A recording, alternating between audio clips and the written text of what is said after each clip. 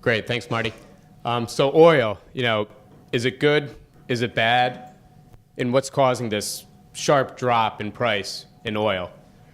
Since about midway through 2014, we've seen oil go from over $100 a barrel to under 50. And, we try to look at what's really causing this drop in price. I think there's three main factors at play here. I think number one is the non-OPEC producing countries. So OPEC, a lot of the countries in the Middle East, the Saudi Arabias, Iran, Iraq, Venezuela, they're net exporters. Their economy is driven by exporting of oil.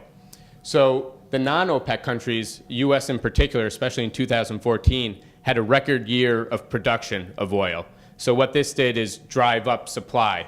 Now, in the meantime, OPEC never changed their forecast and never changed their production outlook. So with the increase in non-OPEC countries and the stability in the OPEC countries, we had a supply issue. Supply was way up. And on the third front, demand. Global demand dropped a little bit, but it wasn't as dramatic to cause the price decrease. It's really been a supply issues why we've seen the price go down. And you see in this slide, the brown bars just before, right now, first quarter 2015, we're seeing their production coming down. And so with prices down as far as they are, there's a number of companies that produce oil that cannot make a profit. So they're not producing as much as they once did. So production's going down. Global consumption, you see going to the gas pump, it's been very reasonably priced. That's going to drive up demand. As supply comes down, demand goes up. I think we're going to see in the near future a steady rise in the price of oil. Will it get back to the over $100 a barrel? Maybe not within the next year. I think it's really had a big impact.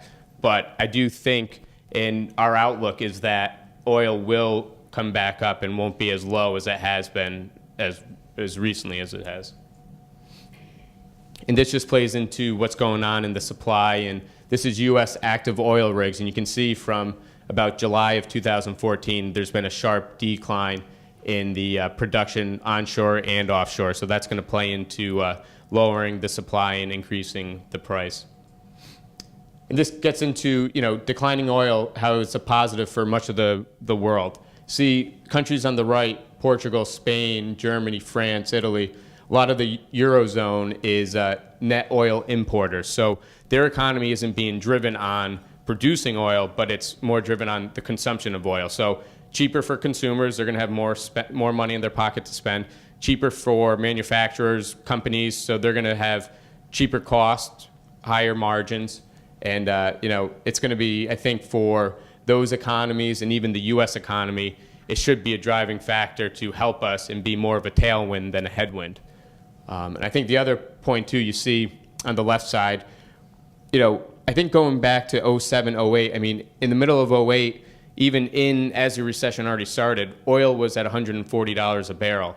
So I don't think this recent drop should be a scare that, global demand and the global economy is in a crisis mode. I think right now what we're seeing is much more of that supply side issue where before, oil was going up as the economies were getting worse and it became more of a demand side issue. So it's important to note that, just seeing how it's a similar chart, it's much different factors at play.